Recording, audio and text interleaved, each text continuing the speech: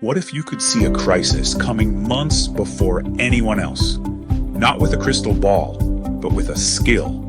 It's a skill the most successful people on the planet use to navigate chaos and come out on top, while everyone else is just reacting. What if you could anticipate huge problems before they blow up and consistently make the right call under pressure?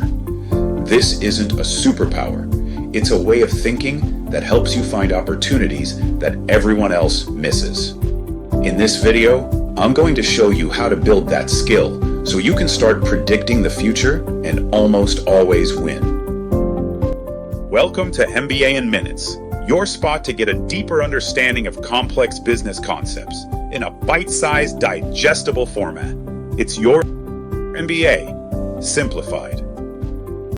Ever had 5 seconds to make a decision that could change everything and your brain just freezes? We've all been there.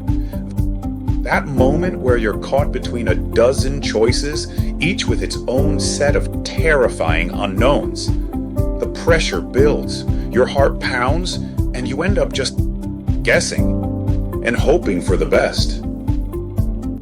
Now, think about the times that guess didn't work out. The financial hit from a bad call, the career opportunity that vanished because you hesitated, the project that went off the rails because no one saw the fatal flaw until it was too late. It leaves you feeling like you're always playing defense, constantly putting out fires, and never really in control.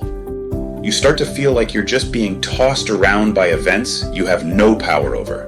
This feeling of being perpetually one step behind is exhausting, and it's where most people live. But what if that wasn't the default? What if there was a repeatable process, a framework you could learn that strips the panic out of your biggest decisions? There is. It's called risk management. And I know, that sounds like some boring corporate term, but it is the single most powerful tool for shifting from a reactive mindset to a powerfully proactive one.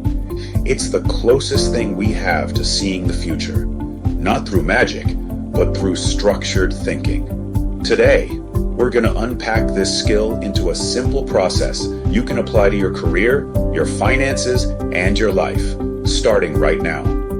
Section 1. The Mindset Shift, from fortune teller to architect. First things first, let's redefine what predicting the future really means. Forget the crystal balls. This isn't about being psychic. It's about becoming an architect of your future, not just a spectator. At its heart, risk management is just the process of identifying, assessing, and dealing with threats that could blow up your goals. Whether it's a career goal, a financial goal, or a personal project, the principle is the same. It's about looking at the road ahead and asking, what could go wrong? Not out of fear, but out of a desire to be ready. Most people live in a reactive state. A problem pops up, chaos follows, and they scramble to fix it. This isn't just stressful, it's a terrible way to live and work. The proactive mindset, the risk management mindset, is about dealing with potential problems before they become actual problems. It's fixing the leak while it's a tiny drip, not after the whole house has flooded. This shift is fundamental. It moves you from anxiety to confidence. You stop asking, what will happen to me? And start deciding, this is what I will make happen. But we can take it even further.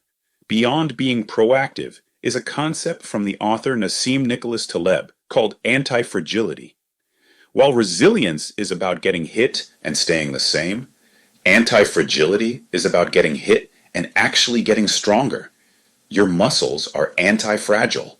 They get stronger after the stress of a workout. This framework isn't just about protecting yourself, it's about setting yourself up to benefit from chaos. Section 2. The 4-step framework to see around corners. So how do you actually do this? It comes down to a 4-step process. This is your mental toolkit for navigating uncertainty, and it's for your everyday life, not just for big companies. Step 1. Identify the invisible threats. Your first job is to make the invisible visible. You have to hunt down the potential risks that could derail you, because you can't prepare for a threat you don't see. Think of a pilot. Before every flight, they run through a detailed pre-flight checklist. They aren't being negative, they're being professional. They are methodically making sure the journey is safe. You need to be the pilot of your own life. So, how do you start? Take a goal you have. Maybe it's launching a side hustle, asking for a raise, or buying a house. Grab a blank piece of paper and brainstorm everything that could possibly go wrong.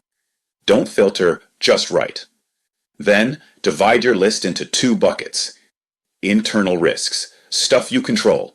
For a project, this might be a skill gap on your team, bad time management, or your own tendency to procrastinate. For your finances, it could be your spending habits. And external risks, stuff you don't control. A sudden market downturn, a competitor's move, or a new technology that makes your idea irrelevant. The point isn't to create a list of fears to paralyze you. It's to draw a map of the territory ahead, including the hazards.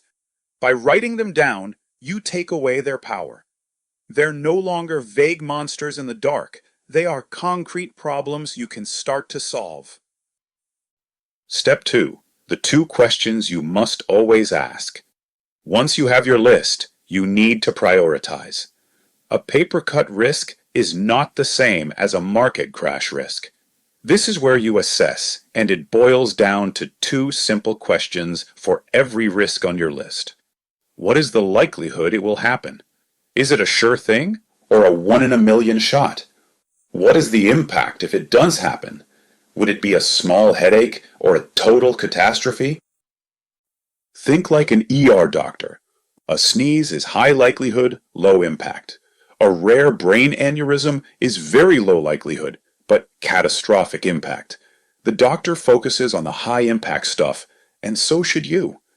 The risks that need your attention are the ones that are high likelihood, high impact, and especially the low likelihood, high impact ones. Those low likelihood, low impact worries, you can probably stop stressing about them. This simple sort brings huge clarity. It takes that long, overwhelming list and tells you exactly where to focus your energy. Step 3, choose your strategy. Now you know which risks matter. It's time to decide what to do about them. You have 4 main strategies. Mitigate it. This is the most common one. You take action to reduce the chance of the risk happening or lessen its impact. Worried your website will crash during a launch. You mitigate by getting better servers and stress testing it beforehand. Worried about running out of money. You create a budget. Outsource it. This is when you pay someone else to take the risk. Insurance is the classic example. You can't prevent a car crash, but you can transfer the financial risk to an insurance company. In business, this could mean outsourcing a critical task to an expert. Acknowledge it. For some risks, especially those with tiny impact, the best move is to do nothing. You accept it might happen and deal with it if it does. You don't wear a helmet to walk down the street even with the tiny risk of a falling acorn. The cost of preventing it is way bigger than the risk itself. Embrace it. This is the most advanced move, and it's where real opportunity lives. This is where you become anti-fragile. Sometimes a risk is just the flip side of a massive opportunity. Adopting a new, unproven technology is risky, but if it works, you could leapfrog all of your competition. Successful people don't just avoid risk. They look for calculated risks where the potential reward justifies the danger. By consciously picking one of these 4 plays for each major risk, you build a clear action plan. You're no longer just worrying, you're strategizing. Step 4. Monitor and adapt. The world changes, and your risk plan needs to change with it. The final step is to keep an eye on things and adapt. A risk that seemed small 6 months ago might have grown. A new one might be on the horizon. It's like sailing. You set your course, but you constantly have to adjust for the wind and currents. If you just lock the rudder and hope for the best, you'll end up shipwrecked. Set aside time every quarter or before any big project to review your risk map. Ask yourself, what's changed? Are my strategies working? Any new risks I need to map? This loop, identify, assess, respond, and monitor, is what keeps you ahead of the game. It ensures you're always ready for what's next. Section 3. Making this a team sport. This framework is powerful for you, but it's unstoppable when a team or a family adopts it. Building a risk-aware culture means making it safe for people to talk about what might go wrong. In too many places, pointing out a potential problem is seen as being negative. That's a recipe for disaster. You want to build an environment where the person who spots the iceberg isn't shut down. They're celebrated. They are giving you the gift of an early warning. Encourage honest conversations about risks without blame. When something goes wrong, the question shouldn't be, whose fault is it? It should be, what did we learn? And what system can we build so this doesn't happen again? This focus on systems over blame creates psychological safety and turns everyone into a risk manager. Predicting the future isn't about having all the answers. It's about being prepared for the questions. It's about shifting your mindset from being a passenger in your own life to being the pilot. The framework is simple. Identify what could go wrong. Assess what truly matters. Strategize how to deal with it. And then monitor and adapt as the world turns. This process takes the panic out of pressure and replaces it with purpose. It lets you protect what you've built and move forward with the confidence to grab opportunities that others are too scared to even think about. This is how you stop reacting to circumstances and start creating your own. This is how you win.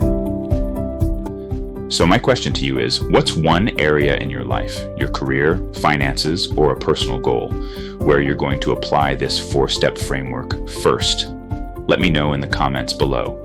I want to hear how you're putting this to work. And if this video gave you a new way to think about handling pressure, do me a favor and hit that like button. Make sure you subscribe for more videos on how to think smarter and hit your goals, and share this with someone you know who's facing a big decision. Thanks for watching.